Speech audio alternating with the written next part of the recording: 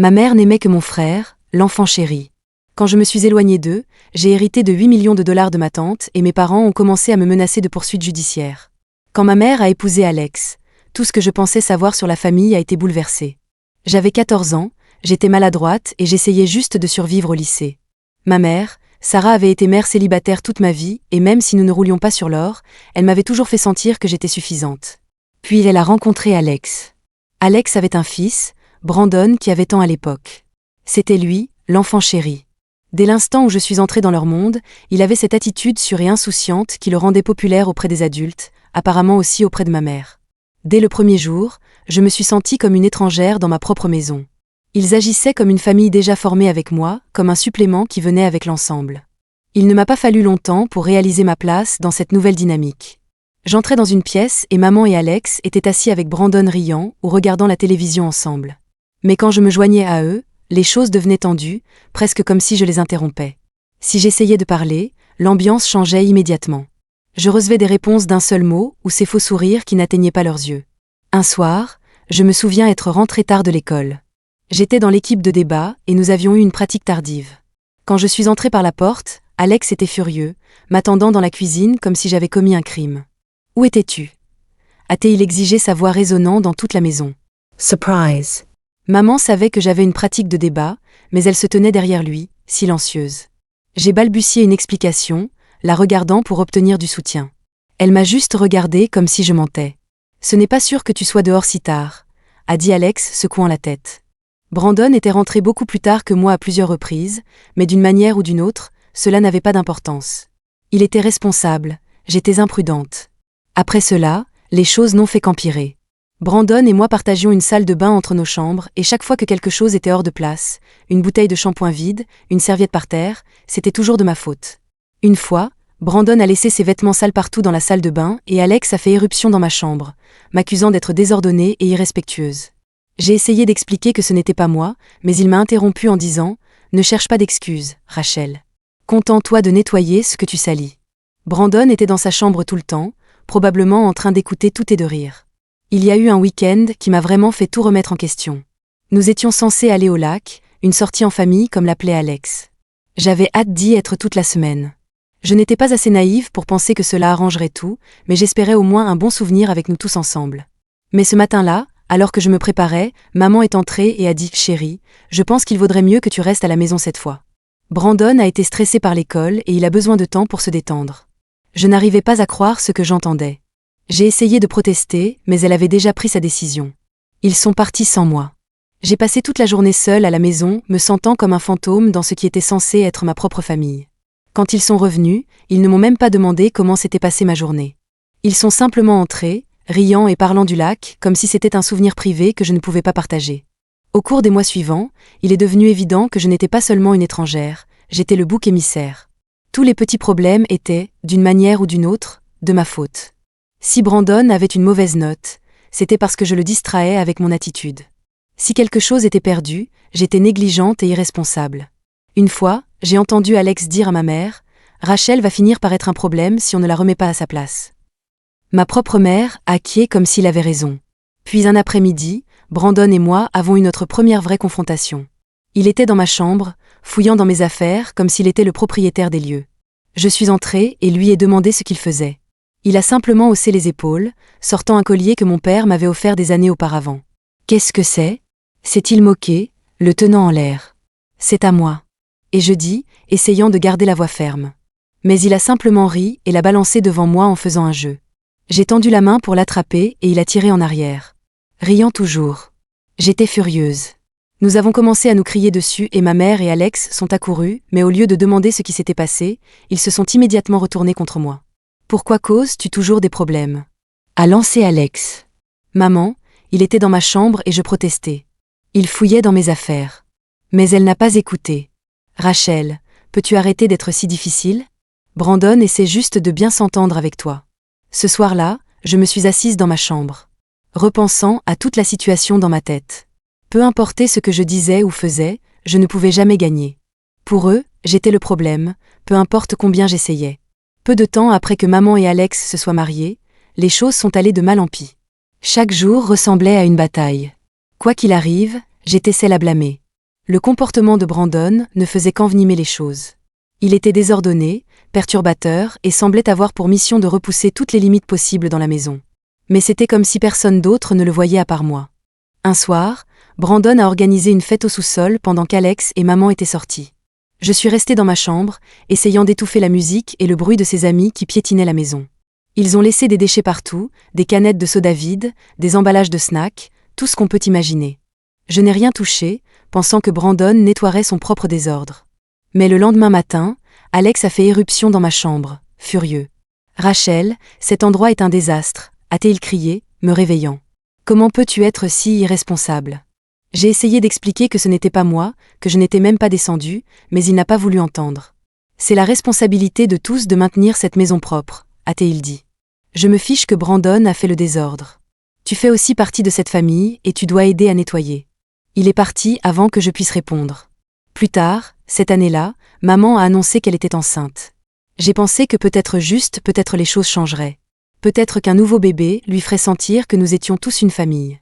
Mais au fur et à mesure que sa grossesse progressait, la maison a commencé à changer et j'ai commencé à me sentir encore plus comme une étrangère. Puis un après-midi, maman a lâché la bombe. Elle est entrée dans ma chambre avec Alex et a dit « Rachel, nous devons parler. Comme le bébé sera bientôt là, nous avons pensé qu'il vaudrait mieux que tu déménages dans la chambre d'amis. » À bord. Déménager ? C'est ma chambre. Où suis-je censée aller ? Dans la chambre d'amis, a répondu Alex comme si c'était la chose la plus simple au monde. Nous transformerons cette chambre en chambre de bébé. C'est mieux comme ça. Mais j'ai été ici toute ma vie, ai-je balbutié, incapable de cacher ma surprise. J'ai regardé maman, espérant qu'elle verrait à quel point cela me blessait, mais elle m'a juste adressé le même regard vide et indifférent de toujours. Ce n'est qu'une chambre, Rachel, a-t-elle dit d'une voix douce. Tu seras bien dans la chambre d'amis. En plus, c'est juste, nous devons faire de la place pour le nouveau bébé, n'est-ce pas ? Ce week-end-là, Alex et Brandon ont déménagé mes affaires dans la chambre d'amis. Elle était minuscule comparée à mon ancienne chambre, à peine assez grande, pour contenir mon lit et mon bureau. Je suis restée là, à regarder les murs lisses et froids, me sentant comme une invitée dans ma propre maison. Toutes mes affiches, mes livres, mes effets personnels étaient maintenant entassés dans cette petite pièce qui n'avait rien de la chaleur ni de la familiarité de mon ancien espace. Je n'avais même plus ma propre armoire. Ils ont laissé la plupart de mes vêtements dans le placard du couloir parce qu'il n'y avait pas assez de place dans la chambre d'amis. Au fil des semaines, mon ancienne chambre s'est transformée en chambre de bébé. Je passais devant et je voyais maman et Alex peindre les murs, installer un berceau, choisir des vêtements de bébé tandis que j'étais assise seule dans mon petit espace, oublié. Brandon semblait profiter au maximum de mon isolement. Avec l'attention de maman centrée sur le bébé et Alex occupé à l'aider, il s'en sortait à chaque fois. Une fois, je l'ai trouvé dans la chambre d'amis, fouillant dans mes affaires. « Qu'est-ce que tu fais ?» lui ai-je demandé, sentant une vague de colère. « Détends-toi. » « Je cherche juste un chargeur », a-t-il dit sans même me regarder. Il a continué à fouiller dans mes tiroirs et quand il a finalement trouvé ce qu'il cherchait, il a souri avec suffisance et est sorti comme s'il était le propriétaire des lieux. Je l'ai dit à maman et à Alex, espérant qu'ils verraient enfin à quel point il était irrespectueux, mais ils l'ont simplement ignoré. « Ce n'est qu'un chargeur, Rachel », a dit maman exaspérée. « Pourquoi fais-tu toujours tout un drame ?» Quelques semaines plus tard, Adam est né, mon nouveau petit frère. Tout le monde était ravi. Et pendant un bref instant, j'ai pensé que les choses pourraient changer. En le tenant dans mes bras pour la première fois, j'ai ressenti une étincelle d'espoir, la croyance que peut-être il pourrait nous unir tous. Mais cet espoir s'est rapidement éteint. Dès l'instant où il est né, Adam est devenu le centre du monde de maman. Elle passait des heures avec lui, le dorlotant, lui chantant des chansons, parlant de la façon dont il était le miracle que notre famille attendait. J'ai essayé de participer en proposant d'aider à le nourrir ou à changer ses couches, mais elle me rejetait toujours. « Adam est trop petit pour que tu le manipules », disait-elle. « Ou j'ai besoin d'être celle qui le fait. Tu comprendras quand tu seras plus âgé. » C'était comme si elle ne me faisait pas confiance avec lui, comme si j'étais en quelque sorte une menace pour cette petite famille parfaite qu'elle avait créée. À mesure qu'Adam grandissait, Brandon empirait. Il laissait ses vêtements sales dans le couloir. La vaisselle s'empilait dans sa chambre et les emballages de nourriture étaient éparpillés dans toute la maison. Chaque fois qu'Alex ou maman trouvaient un désordre, j'étais celle à blâmer. « Rachel, pourquoi ne nettoies-tu pas ce que tu salis ?» Alex me réprimandait. « Mais ce n'est pas moi, c'est Brandon. » Je protestais, mais mes paroles tombaient toujours dans l'oreille d'un sourd qui l'a fait, disait-il. « Tu vis aussi ici ? Alors assume la responsabilité. » Un jour, j'ai trouvé les amis de Brandon en train de traîner dans la maison pendant qu'ils mettaient la musique à fond dans le salon. Ils avaient mangé la moitié des snacks de la cuisine, laissant des emballages partout. J'ai essayé de nettoyer derrière eux pour éviter d'être blâé à nouveau. Mais dès qu'Alex est entré et m'a vu ramasser, il a secoué la tête. « Rachel, je suis déçue. Tu sais que nous ne laissons pas de désordre comme ça. » J'ai ouvert la bouche pour m'expliquer, mais il m'a interrompu. « Pas d'excuses, jeune fille. Tu dois commencer à respecter cette maison. » Le vide. L'injustice de tout cela était suffocante. Je suis allée dans ma petite chambre, claquant la porte. Je me suis assise sur le lit, serrant mon oreiller, me sentant comme si j'étais prise au piège dans une sorte de cauchemar. Je voulais crier, pleurer, faire quelque chose qui les ferait me voir, m'entendre, comprendre que je n'étais pas le problème. Au fil des mois, j'essayais de garder la tête baissée, espérant que les choses s'amélioreraient, mais elles n'ont fait qu'empirer. Un après-midi, j'ai accidentellement renversé un vase en prenant un livre dans le salon. Il s'est brisé sur le sol et avant que je puisse réagir, Alex était là, me fixant du regard. « Qu'est-ce qui ne va pas chez toi, Rachel ?» a-t-il lancé. « Pourquoi ne peux-tu pas être plus prudente ?» Brandon était assis sur le canapé, souriant avec suffisance. Je pouvais sentir son regard sur moi, se délectant de mon humiliation. Je voulais crier, leur dire que ce n'était pas juste, mais je savais que cela ne servirait à rien. J'ai nettoyé le vase cassé pendant qu'Alex et maman regardaient, secouant la tête. Ce soir-là, je me suis allongée dans ma petite chambre, regardant le plafond, me sentant plus seule que jamais. Il était clair que je n'appartenais pas à cet endroit, ni à cette maison, ni à cette famille. Je n'étais qu'une nuisance. Un rappel de la vie que maman avait laissée derrière elle. Et aussi douloureux que ce soit, je savais que peu importe combien j'espérais, cela n'allait pas changer. C'est vers ma dernière année de lycée que j'ai commencé à réaliser que si je voulais survivre, je devrais passer le moins de temps possible à la maison. Vivre sous le regard constant de maman, Alex et Brandon m'avaient épuisé et chaque jour était comme un exercice d'équilibre entre provoquer leur désapprobation ou passer inaperçu. Alors, je me suis investie dans tout ce qui était en dehors de la maison, le travail, les amis, les études, tout ce qui me permettait d'être ailleurs. Ma première échappatoire est apparue lorsque j'ai trouvé un emploi dans un café local. Il était géré par une femme gentille nommée Denise, une ancienne enseignante avec un sourire chaleureux et une patience infinie. Denise me traitait avec un niveau de respect que je n'avais pas ressenti depuis des années et je me suis accrochée à ce travail comme à une bouée de sauvetage. J'ai commencé à travailler uniquement le week-end, mais j'ai rapidement ajouté autant de quarts de travail que possible. Denise a remarqué que j'étais toujours prête à faire des heures supplémentaires et un jour, alors que nous fermions, elle m'a interrogée à ce sujet. « Rachel, tu en fais beaucoup » a-t-elle dit doucement, « Max ton observateur que seuls les enseignants. Est-ce que ça va ?» Pendant une seconde, j'ai pensé à me confier, à tout lui raconter, mais les mots semblaient lourds, emmêlés dans des années de silence. J'ai simplement acquiescé. Oui, j'économise juste pour l'université, et je mentis. Mais elle n'a pas insisté. Travailler au café m'a présenté à d'autres personnes de mon âge qui ressemblaient à plus que des amis. Ils sont devenus mon échappatoire, ma famille temporaire. Je me suis liée d'amitié avec une fille nommée Emma, une cliente régulière qui venait tous les matins chercher un lait au caramel avant d'aller à l'école. Emma était joyeuse, drôle et gentille d'une manière qui la faisait paraître à l'opposé de toutes les personnes avec lesquelles j'avais grandi. Elle écoutait sans juger et ne me voyait pas simplement comme Rachel avec la vie de famille désordonnée. Avec le temps, elle est devenue ma confidente, la personne à qui je me confiais sur toutes les choses que j'avais gardées enfouies. Un après-midi, alors que nous étions assises dans le patio du café pendant ma pause, je me suis enfin ouverte à propos de Brandon et des batailles incessantes à la maison. Emma a écouté, son visage passant de la surprise à la compassion alors que je décrivais les accusations constantes, la culpabilité et le sentiment d'être invisible. « Rach, c'est de la folie », a-t-elle dit, l'air horrifié. « Pourquoi ne dis-tu pas à ta mère ce que tu ressens ?» J'ai laissé échapper un rire amer parce qu'elle s'en ficherait, ou pire elle retournerait ça contre moi comme si c'était de ma faute. J'ai pris une profonde inspiration, exprimant enfin avec des mots ce que j'avais toujours su au fond de moi. C'est comme si je ne faisais plus partie de la famille. Je suis juste là.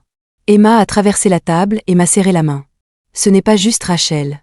Tu mérites mieux. Pour la première fois, quelqu'un l'avait dit à haute voix, je méritais mieux.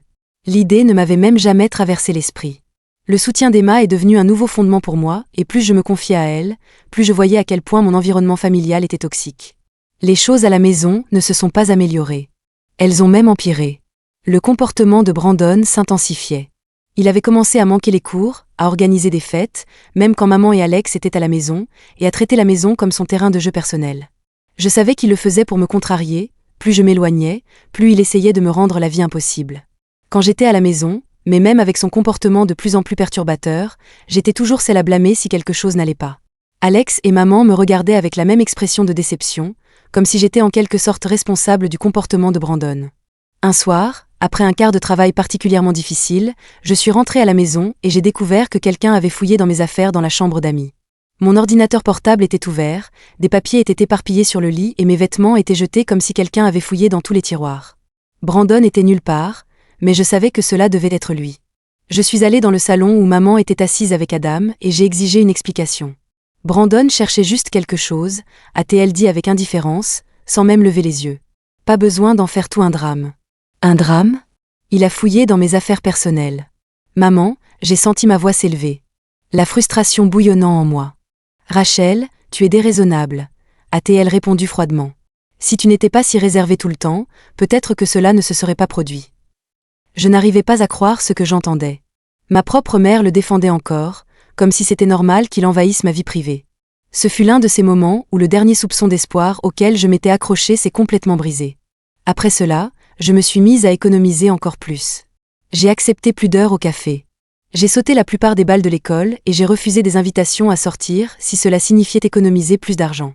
Un soir, je me suis confiée à Denise, admettant enfin pourquoi je travaillais autant.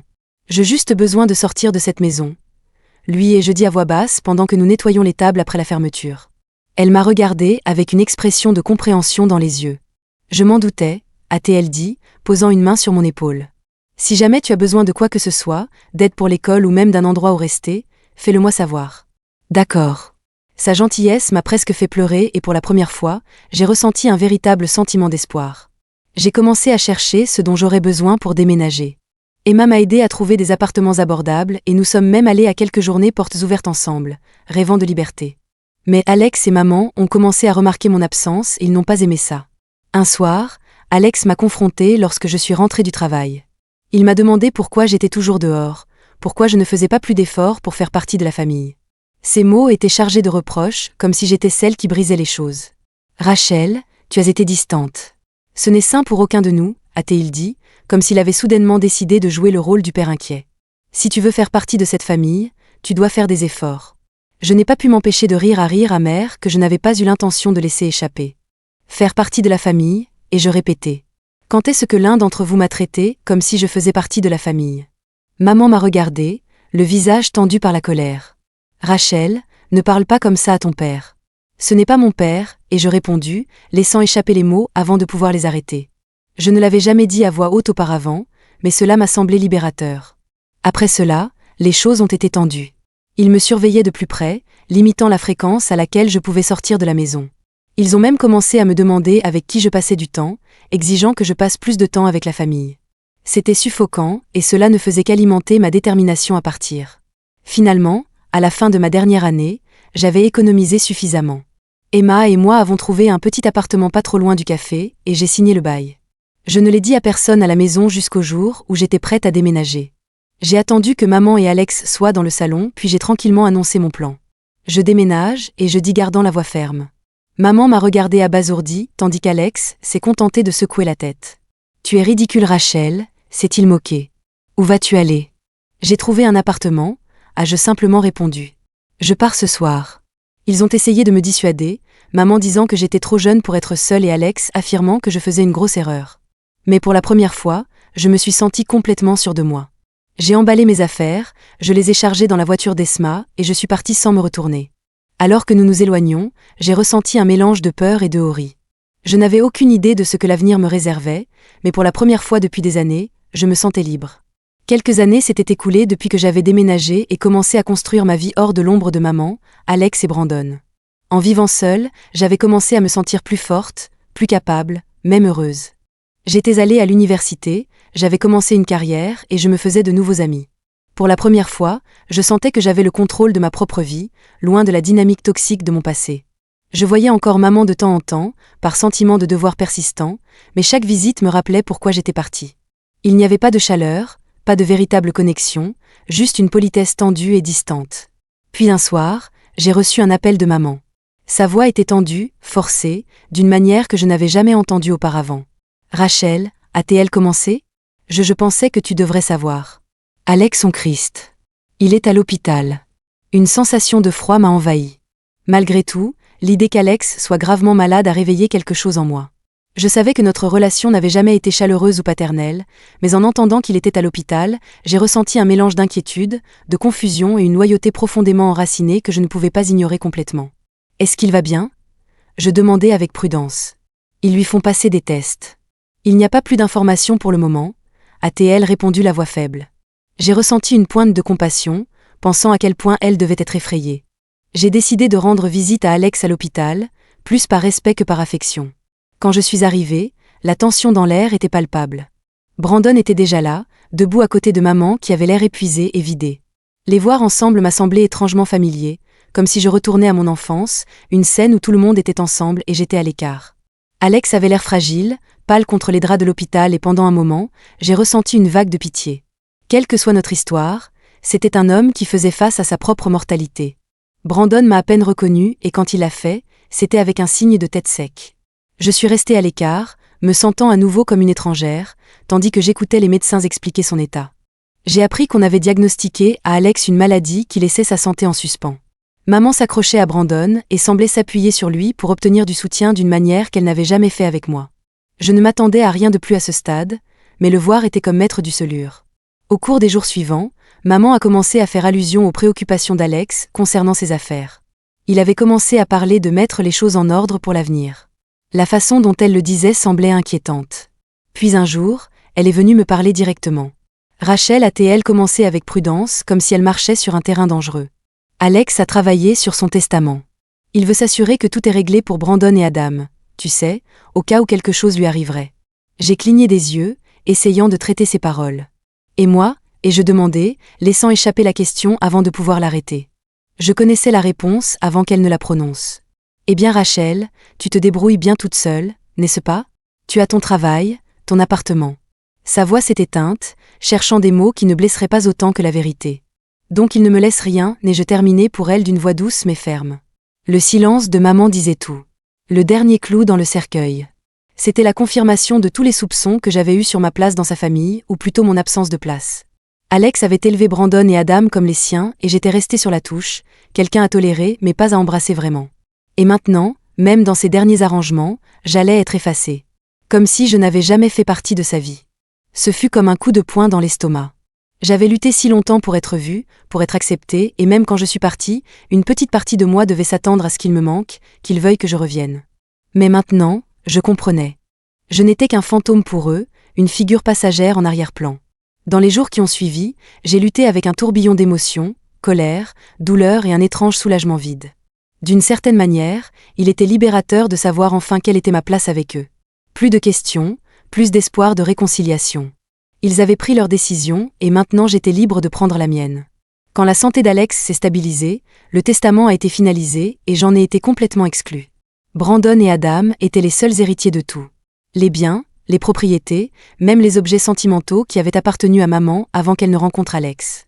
Ils avaient efficacement effacé ma place dans la famille. Je l'ai pris comme un signe pour fermer ce chapitre de ma vie pour de bon. Des mois après que le testament d'Alex a été finalisé et que ma place dans ce chapitre de ma vie a été complètement fermée, j'ai continué ma vie me concentrant sur le travail et quelques amis proches. J'avais depuis longtemps renoncé à attendre quoi que ce soit de la famille. Alors quand j'ai reçu un appel d'un avocat du nom de Monsieur Lin, me disant qu'il représentait la succession de ma grand-tante Hélène, j'ai été surprise. Tante Hélène était une figure lointaine dont je me souvenais à peine. C'était la tante de maman, une femme excentrique qui vivait quelque part sur la côté. Mes seuls souvenirs d'elle étaient des histoires vagues que j'avais entendues enfant et peut-être une ou deux cartes de Noël quand j'étais très jeune. Mademoiselle Rachel a commencé Monsieur Lin au téléphone d'un ton prudent et professionnel. Je vous appelle pour vous informer que votre grand-tante Hélène est décédée récemment et vous a nommé principal bénéficiaire de sa succession. Il m'a fallu un moment pour digérer ces paroles. Attendez, je suis désolée, et je balbutiai, mais pourquoi ferait-elle ça ? Je la connaissais à peine. Monsieur Lin a laissé échapper un petit rire compréhensif. Je comprends que cela soit inhabituel, mais mademoiselle Hélène vous tenait apparemment en haute estime. Elle a laissé des instructions très précises pour que tout vous soit transféré. Tout oui, a-t-il confirmé. La succession comprend des biens immobiliers, quelques titres et un fonds fiduciaire. Je vous suggère que nous nous rencontrions pour discuter de tous les détails en personne. C'était bien substantiel. Quand j'ai rencontré Monsieur Lin, j'ai appris à quel point c'était substantiel. Ma grande Hélène m'avait laissé un fonds fiduciaire d'une valeur de millions de dollars, ainsi qu'un portefeuille d'investissement et une maison sur la côte du Minchiffre étaient si étonnants que je pouvais à peine les comprendre. Mon esprit tourbillonnait pendant qu'il énumérait les biens et me guidait à travers les documents. Ma vie était passée de joindre à peine les deux bouts à une vie où l'argent ne serait plus jamais un souci. Cela semblait irréel, comme si j'étais entrée dans la vie de quelqu'un d'autre. Votre grandante était très réservée, a expliqué Monsieur Lin. Elle menait une vie tranquille, investissait judicieusement et se tenait à l'écart. Elle semblait préférer cela, mais dans son testament, elle a exprimé un vif désir que sa succession vous revienne. Je n'arrivais pas à le croire. Je suis restée assise là, abasourdie, agrippant les accoudoirs de la chaise. Une partie de moi se sentait submergée par la gratitude. Une autre partie de moi ressentait une étrange tristesse. Hélène avait été de la famille, ma famille. Et pourtant, je la connaissais à peine. Maintenant, grâce à elle, j'avais la liberté et la sécurité dont j'avais toujours rêvé, le genre d'indépendance qui auparavant m'aurait semblé impossible. Et avec cela est venu un profond sentiment de paix. Il n'a pas fallu longtemps pour que la nouvelle de mon héritage se répande dans la famille. Je ne sais même pas comment ils l'ont appris. Peut-être qu'un des cousins éloignés de maman l'a découvert, ou peut-être que maman elle-même l'a entendu par un canal familial obscur. Mais très vite, mon téléphone n'arrêtait pas de sonner avec des messages, et il semblait que toute la famille avait refait surface attirée par l'odeur de l'argent. Le premier appel a été de maman. Je pouvais presque sentir son malaise à travers le téléphone, masqué par un ton mielleux inhabituel. « Rachel chérie, comment vas-tu » a-t-elle demandé d'une voix trop joyeuse. « Je vais bien maman » ai-je répondu déjà méfiante. Je n'avais pas eu de nouvelles d'elle depuis des semaines et maintenant, soudainement, la voilà agissant comme si elle se souciait de moi. « Écoute » a-t-elle continué, entraînant sur les mots, « j'ai entendu dire que tu avais eu un peu de chance dernièrement. » Un peu de chance était un euphémisme, mais je suis restée silencieuse, la laissant parler, voulant voir où elle voulait en venir. Maintenant, Rachel, tu sais combien cela a été difficile pour la famille dernièrement, a-t-elle dit, changeant de ton pour quelque chose de plus doux, presque suppliant. Avec la santé d'Alex et toutes les dépenses que nous avons eues, eh bien, cela a été dur. J'ai pris une grande inspiration, sentant une vague de colère monter en moi. La voilà me contactant non pas parce qu'elle se souciait de moi, mais parce que j'avais quelque chose qu'elle voulait. Que me demandes-tu, maman ? Et je dis, gardant ma voix aussi ferme que possible. Elle a hésité, mais seulement un instant. Je pensais que vu les circonstances, tu voudrais peut-être nous aider un peu, tu sais, pour le bien de la famille. Je n'arrivais pas à croire son audace. C'était la même femme qui était restée les bras croisés pendant qu'Alex et Brandon me rendaient la vie impossible, qui n'avait rien fait pour me protéger lorsqu'on me blâmait et qu'on m'excluait. Et maintenant, juste parce que j'avais de l'argent, elle m'appelait pour me demander de l'aider. Maman, ai-je répondu m'efforçant de garder la voix calme. Où était cette préoccupation pour la famille quand j'en avais besoin ? Quand je me battais juste pour avoir le sentiment d'appartenir quelque part. Tu crois que je te dois quelque chose juste parce que nous partageons le même sang ? Il y a eu un long silence à l'autre bout du fil.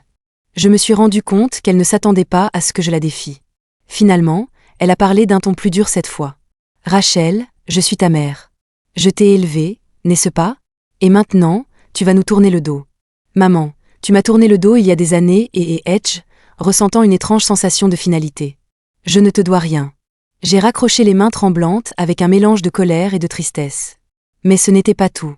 Le lendemain, j'ai reçu un appel d'Alex. J'ai failli l'ignorer, mais la curiosité a été la plus forte. J'ai répondu me préparant à ce que je savais être une conversation difficile. « Rachel » a-t-il commencé, sa voix herque mais avec une touche de chaleur forcée, j'ai entendu parler de l'héritage. « C'est une belle manne que tu as là. »« Oui, c'est le cas » ai-je répondu sèchement, attendant qu'il en vienne au fait. « Écoute » a-t-il continué, changeant de ton pour quelque chose de presque paternel, un ton que je ne lui avais jamais entendu utiliser auparavant. « Nous avons une différence, mais je veux que tu saches que je suis fière de toi. Tu as bien réussi. » Je n'ai pas pu m'empêcher de rire. L'hypocrisie était presque risible. « Alex, va droit au but.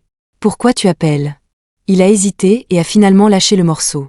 Brandon et Adam, ils pourraient vraiment avoir besoin d'un peu d'aide pour démarrer. Brandon a eu des problèmes avec son entreprise et Adam, eh bien, ils méritent une bonne éducation. Cela signifierait beaucoup si tu pouvais les aider. Nous sommes une famille, après tout. Une famille ? Le mot avait un goût amer dans ma bouche. C'était le même homme qui m'avait exclu de son propre testament, qui m'avait traité comme une nuisance plutôt que comme une fille. Et maintenant, il voulait que je finance la dernière aventure de Brandon et que je paye l'université d'Adam. « Non, Alex » ai-je répondu, gardant ma voix ferme. « Je ne vais pas faire ça. » Il y a eu une pause, puis son ton est devenu froid, presque menaçant. « Tu crois vraiment que tu peux nous tourner le dos après tout ce que nous avons fait pour toi ? Tout ce que vous avez fait pour moi » et je répétais, l'incrédulité colorant mes paroles. « Vous n'avez rien fait pour moi, Alex. Au contraire, vous avez fait tout votre possible pour me repousser. Je ne vous dois rien. J'ai raccroché, le cœur battant la chamade, mais je savais que cela ne s'arrêterait pas là. Et j'avais raison. Au cours des jours suivants, j'ai commencé à recevoir des messages de Brandon. Lui bien sûr a adopté une approche différente. Ces messages étaient remplis d'insultes à peine voilées et de tentatives de culpabilisation. Alors maintenant, tu es riche, disait un message. Je suppose que tout cet argent te monte à la tête. Trop bien pour ta propre famille maintenant. Quand je n'ai pas répondu, il a essayé un autre angle. Adam mérite mieux que ça. C'est ton frère Rachel. Tu ne veux pas l'aider ? Je l'ai ignoré, refusant de me laisser entraîner dans sa manipulation, mais il n'a pas tardé à commencer à se présenter en personne. Un soir, je suis rentré du travail et je l'ai trouvé debout devant mon immeuble, appuyé nonchalamment contre le mur comme s'il était chez lui. « Brandon, que fais-tu ici ?» Et je demandai, sentant une vague d'irritation. Il a haussé les épaules, souriant avec suffisance de cette manière arrogante qu'il avait perfectionnée au fil des ans. Je pensais que nous devrions parler en famille. Nous n'avons rien à nous dire, ai-je répondu, faisant un mouvement pour ouvrir la porte, mais il s'est mis en travers de mon chemin, me bloquant le passage. Allez Rachel, ne sois pas comme ça. Tu as tout cet argent maintenant, et tu vas laisser ta famille se débrouiller. J'ai ressenti une vague de colère. Ma famille ? Depuis quand l'un d'entre vous m'a-t-il traité comme de la famille ? Vous n'avez fait que me rendre la vie impossible. Brandon, tu ne peux pas débarquer maintenant et faire comme si tu te souciais de moi. Il a ri rire et moqueur. S'il te plaît, ne fais pas comme si tu étais meilleur que nous, juste parce que tu as eu de la chance. De la chance, et je répétais, élevant la voix. Ce n'est pas de la chance, Brandon. C'est la seule bonne chose qui me soit arrivée dans la vie et tu ne vas pas me l'enlever. Il a ricané, mais a finalement reculé. Tu fais une erreur, Rachel. Ne crois pas que nous allons oublier ça ? Je l'ai contourné, refusant de lui donner la satisfaction d'une réponse. Mais même en montant les escaliers vers mon appartement, ces paroles résonnaient dans mon esprit. Une partie de moi savait qu'il ne laisserait pas tomber. Et bien sûr, le harcèlement a continué. J'ai commencé à recevoir des lettres par la poste, des messages de maman et Brandon, même quelques-uns de parents éloignés que je connaissais à peine. Tous avaient le même thème, culpabilité, manipulation et droit. Je me sentais étouffée par leurs demandes, leurs accusations, comme s'ils avaient oublié tout ce qu'ils avaient fait et croyaient, maintenant qu'ils avaient droit à la seule chose dans ma vie qui était vraiment la mienne. Finalement, j'ai décidé que ça suffisait. J'ai appelé Monsieur Lin, l'avocat qui s'était occupé de la succession de tante Hélène, et je lui ai expliqué la situation. Il m'a écouté patiemment. Sa voix calme était un baume pour mes nerfs à vif. « Rachel, a-t-il dit doucement, vous avez tous les droits légaux de les refuser. Votre grand-tante vous a laissé cet héritage et à vous seule. S'il continue à vous harceler, nous pouvons prendre des mesures légales. » Entendre ces mots, c'était comme si un poids avait été enlevé de mes épaules. J'avais passé une grande partie de ma vie à sentir que je devais céder, les apaiser. Mais maintenant, je réalisais que je ne leur devais rien. Tante Hélène m'avait fait un cadeau, une chance de recommencer à zéro, libre de la toxicité de mon passé, et je n'allais laisser personne me l'enlever. Au cours des semaines suivantes, j'ai commencé à reconstruire mes limites. J'ai bloqué le numéro de Brandon, ignoré les appels de maman et classé les lettres sans y penser à deux fois. Pour la première fois, j'ai ressenti un sentiment de paix, la certitude que je faisais ce qu'il fallait. Le harcèlement a finalement cessé, remplacé par un silence froid et plein de ressentiment. Je savais qu'ils ne me pardonneraient pas, qu'à leurs yeux, j'étais la méchante pour ne pas avoir partagé ma bonne fortune. Mais j'avais fait la paix avec ça. Ils avaient choisi de m'exclure, de me traiter comme une étrangère, et maintenant ils faisaient face aux conséquences de leurs actes. L'héritage de tante Hélène m'avait donné plus que la liberté financière. Il m'avait donné la force de me défendre, de dire non aux personnes qui m'avaient fait du mal et de finalement laisser partir la famille qui n'avait jamais été vraiment la mienne. Juste au moment où je pensais que les choses s'étaient enfin calmées, j'ai reçu un autre coup dur. J'ai reçu une lettre par la poste, un document juridique épais et lourd qui s'est avéré être une notification officielle d'une poursuite judiciaire. Ma propre mère, Sarah, me poursuivait en justice, exigeant une part de mon héritage de tante Hélène. Je me suis assise dans ma cuisine, regardant les papiers, incapable de croire ce que je voyais. C'était un nouveau creux, même pour elle. La poursuite était absurde. Sarah prétendait qu'en tant que ma mère, elle avait droit à une part équitable de mon héritage puisqu'elle m'avait élevée et entretenue pendant toutes ces années. Lire ces mots, c'était comme une gifle au visage, chaque ligne tournant un peu plus le couteau dans la plaie de la trahison. Était-ce la même femme qui m'avait négligée, qui avait pris le parti d'Alex et Brandon contre moi et qui m'avait traité comme moins que de la famille? Et maintenant, elle pensait mériter une part du seul cadeau que j'avais reçu dans ma vie sans son ingérence. J'ai appelé Monsieur Lin, mon avocat, qui a géré mon cas avec une efficacité tranquille qui a été un baume pour mes nerfs à vif. Il m'a immédiatement rassurée. Rachel, ces affirmations sont sans fondement. Elle n'a aucun droit légal d'exiger quoi que ce soit de votre héritage. Il vous a été laissé spécifiquement à vous sans condition. Nous allons répondre à cela rapidement et clore l'affaire. Le soulagement que j'ai ressenti était mêlé de colère. Ma propre mère me traînait en justice, me forçant à consacrer du temps et de l'énergie à défendre quelque chose qui était légitimement mien. Mais monsieur, elle a tenu parole. En quelques semaines, l'affaire a été classée sans suite. La décision du juge était claire. Sarah n'avait aucun droit sur mon héritage et ses tentatives de me faire pression pour que je lui donne de l'argent étaient sans fondement. Le rejet de l'affaire m'a apporté un sentiment de soulagement, mais j'étais épuisée. Le procès, le harcèlement, la pression constante de ma soi-disant famille, tout cela avait eu un impact sur moi. J'avais besoin d'une pause, de quelque chose pour m'éloigner du poids de tout cela. Alors, quand mon amie Emma m'a suggéré un voyage, je n'ai pas hésité à dire oui. Emma, avec 2 autres amis proches, Ben et Carly, avaient été ma bouée de sauvetage pendant tout cela. Ils m'avaient soutenue, m'offrant leur soutien et me rappelant que tout le monde ne cherchait pas à profiter de moi. Nous avons planifié une escapade d'1 semaine dans une ville côtière tranquille, un endroit suffisamment éloigné de tout pour que je puisse me libérer du stress qui m'avait accablée. Dès notre arrivée, j'ai senti la tension commencer à se dissiper. Le son de l'océan, l'odeur de sel dans l'air et le simple plaisir d'être avec des gens qui se soucient de moi pour qui j'étais. Tout a commencé à guérir quelque chose en moi. Pour la première fois depuis des mois, j'ai ressenti un sentiment de paix. Un soir, alors que nous étions assis autour d'un feu de joie sur la plage, Carly a abordé le sujet de la famille.